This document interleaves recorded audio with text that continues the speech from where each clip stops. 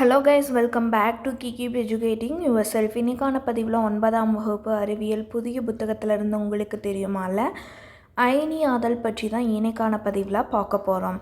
அயனியாதல் அப்படின்றது என்னென்னா, வெப்பம் அல்லது கதிர்வீச்சு அல்லது வேதிவினை அல்லது மின் இறக்கத்தால் அயனிகளை பிரித்தெடுக்கும் நிலையத்தான் அயனியாதல்னு சொல்கிறாங்க. திரும்ப சொல்கிறேன், நல்லா கேட்டுக்கோங்க.